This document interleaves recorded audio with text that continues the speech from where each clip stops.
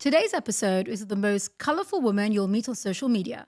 Although she's probably had every color in the rainbow as her hairstyle, what remains constant is her dedication to creating out-of-the-box strategies for your business to thrive, all the while teaching others her tips and tricks to implementing diverse marketing skills in your own business. She doesn't shy away from speaking her mind and bringing authenticity to her storytelling. A content creator, business and social media strategist, and real-life unicorn and rebel to the core, Alex, welcome to Failures and Beyond. I think that was the coolest intro, by the way. I've got goosebumps. I am not lying. No, I'm if you can serious. see, like this That was like is, the coolest. Can I steal it? you can by all means. So grateful. I'm so happy to be here. And I'm so happy you made the time before you course. flew off. I knew I had to get you before you flew off. If this woman goes without me Can I getting say, her, I admire your persistence. I love that. Sometimes I say yes to people based on just how persistent they are. Oh, really? Absolutely. I'm not very persistent. You It's only were. when I know what I want. No, I'm like, this is not you slipping were. away. I'm getting this. I'm not giving. What made you start House of Social, and what's the problem that it's solving? Someone said to me that I was never going to make it. And someone said, with that hair, no one will ever take you serious. And I'm going to make sure that everybody in the city will not want to work with you. These were the words that I heard from, let's say, the last person identity company I worked with.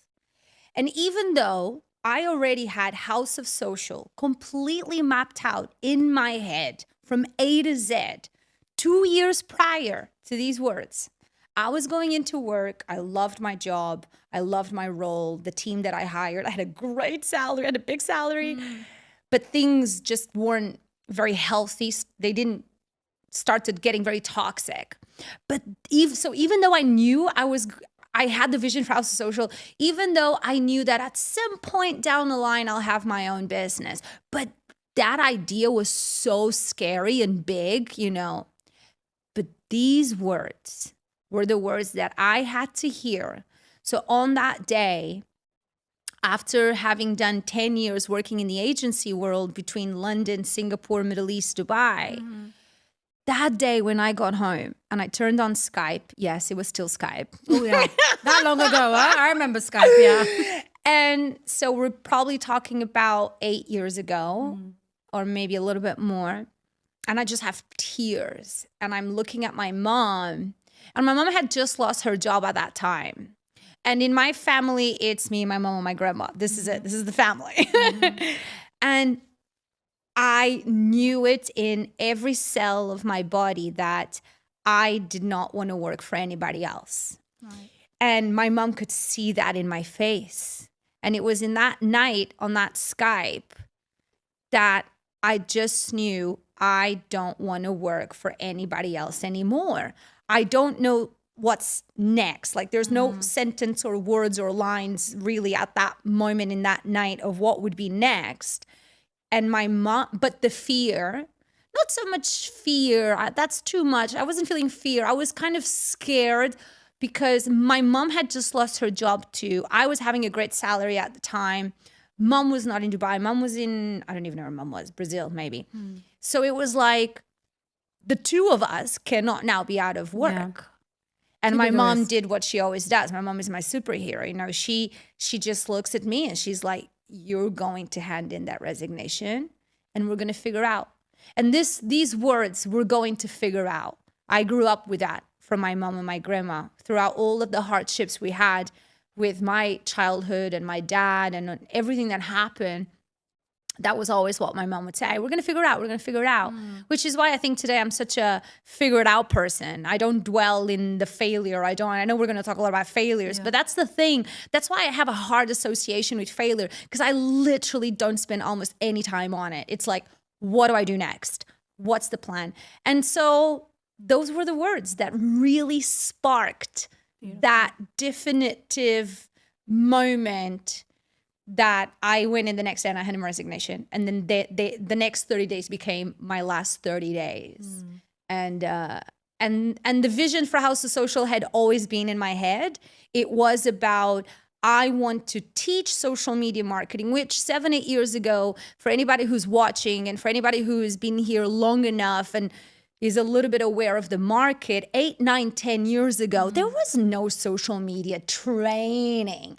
Agencies were just about figuring out how to get it right. And I know that because I've worked across 5 to 6 different agencies here in the UAE, all building social media departments. So for the kids watching, it was not what it is today, okay? Like, not at all. Yeah. So I knew that it was a lot about education, because I realized I had become so passionate about educating because I had built so many teams by that point.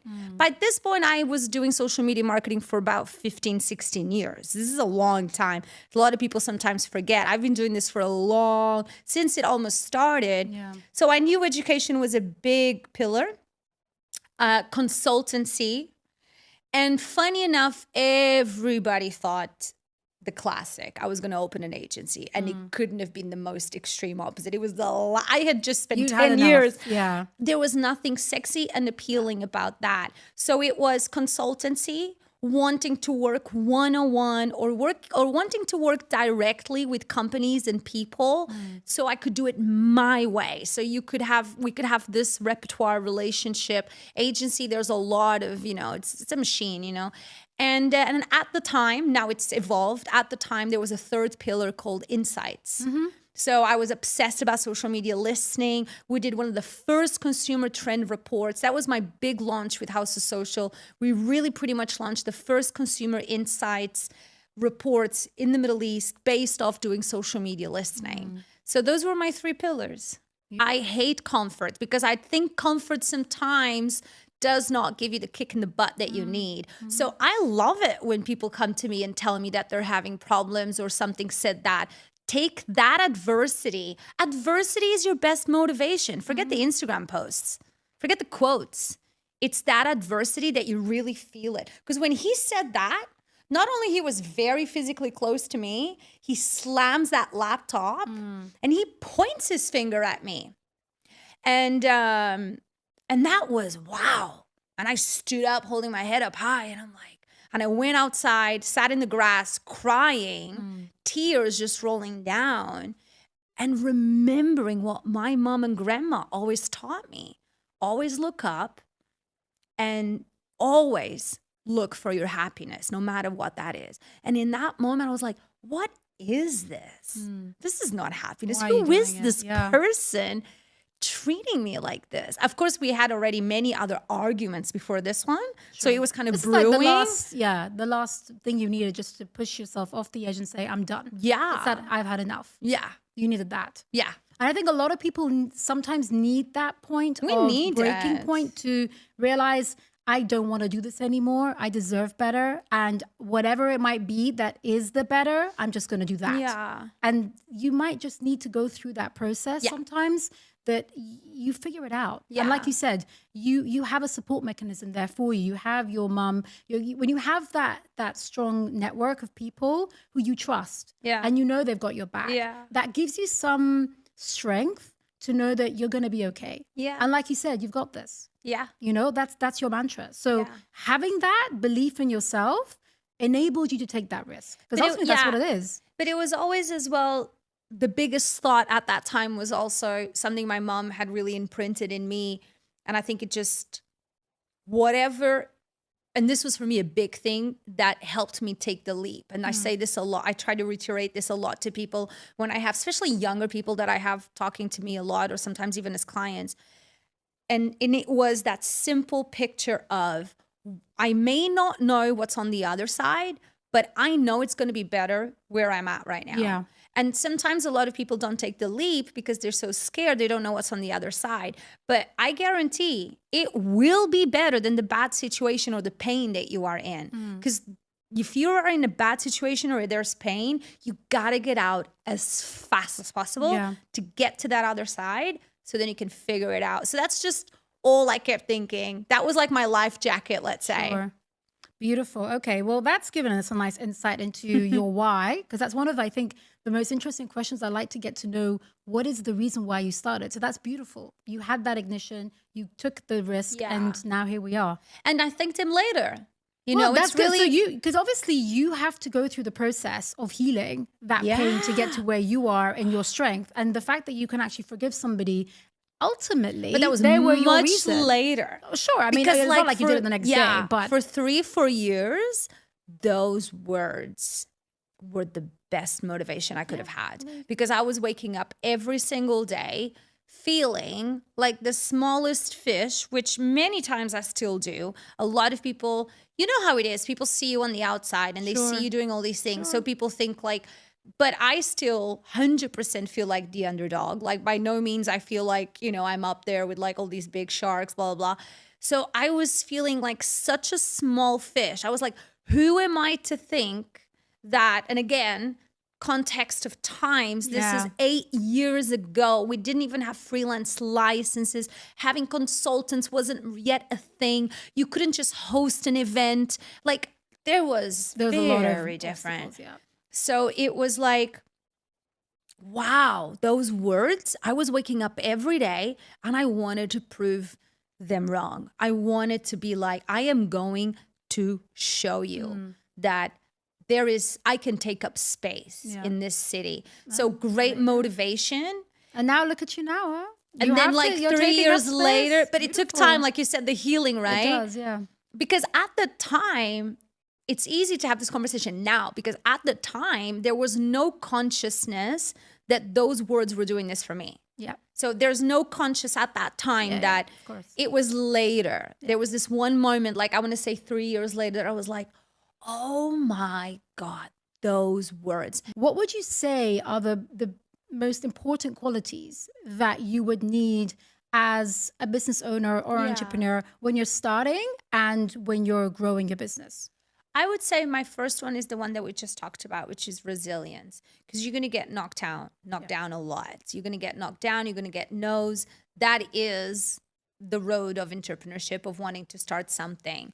So you need to have resilience attached to discipline, so that every time you're going to get a no, or every time it didn't work out, or every time you got knocked down, that you have that resilience together with discipline, because for me, those two come very together, that you are going to wake up the next day and go again. You got to go again. You got to go again. And you got to go again. Yep. So resilience and discipline for me are the two.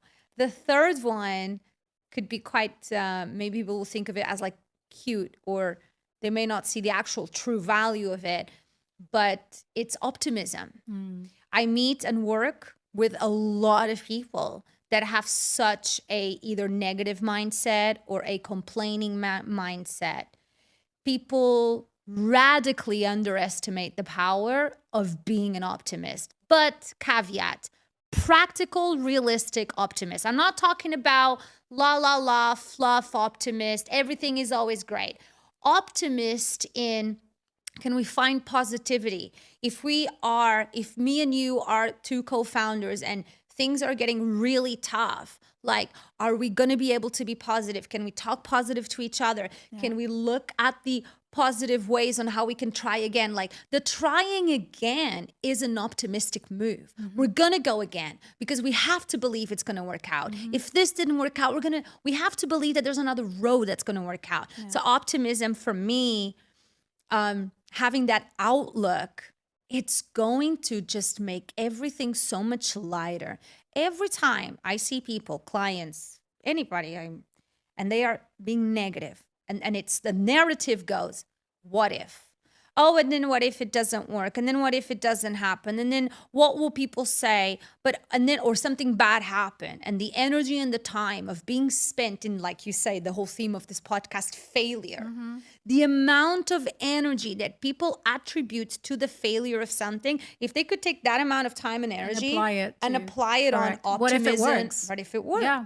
Yep. So optimism, so resilience, discipline, optimism. I'm going to go with one that's very much me though, energy. Oh, you know, like Yeah, you need to motivate So yourself. you gotta get up there, if you don't it. have energy, Yeah. get healthy. Start training, start moving, start eating healthy. Surround yourself with people that are energetic, because you gotta work a lot of hours. Even if you have co-founders, even when you get to the point when you have a team. I'm going into my 6th year. I'm starting my 2nd business venture. I have teams now. I have people. That doesn't mean you still are not putting in a lot of work. Sure. So I would say that you gotta have a good level of energy, whatever that may be. You know, omega oil, eat healthy, train so you get yourself that energy that you need. I would say energy is a good one, because a lot of people are coming from lifestyles that were not very healthy. You know, you're sitting at a desk for hours, sedentary, laptop, da da da da. When you're an entrepreneur, you gotta wake up and like, let's go. And the energy doesn't mean you are like, I'm not saying it has to be like me, like I'm jumping all the time and dancing, but mental energy, emotional energy, physical energy, those are very important. I would say these would be my favorite ingredients. Cool. Love it. That's a nice little dish we're gonna get. I would out add then. and then I would add the last one, kindness. Kindness. Ooh. Because there's a lot of sharks out there. So if we could all just be more kind, we can all succeed. We don't have to tear each other down to succeed. Isn't it interesting that that concept of there's enough of the pie to go around? If everyone just understood that, look, I'm all for competition. I think it's healthy. I'm so competitive. Exactly. Yes. It enables you to be the best you can be. Yeah. And use it as a positive motivator. Great. But there is an element of maybe scarcity. And I'm thinking, like you just mentioned, have an optimistic attitude. Be abundant in your, if that person gets the project that I was, bidding for, or whatever it might be, or the client chose somebody else. Do you know what it is? People are so insecure. Exactly. For me, it's insecurity. Because if you find that self-love, which is the step even before that, people are not having self-love for themselves. People are so insecure. So when you are insecure, of course, like you said, of course you're going to think, oh my God, oh my God, oh my God, oh my God, oh my God, they got it. I don't care. I don't give two fucks if you got that, if I lost my gig to you. In fact, I'm going to go like, why did I lose it to you? Thank you. Use it. And you know what? Good for you that you got it. What And can I do better next time? What can I learn from this? Thank you. Move on. Yeah. I Use will it as not a waste way moment. to build you to be better rather than tear that person down.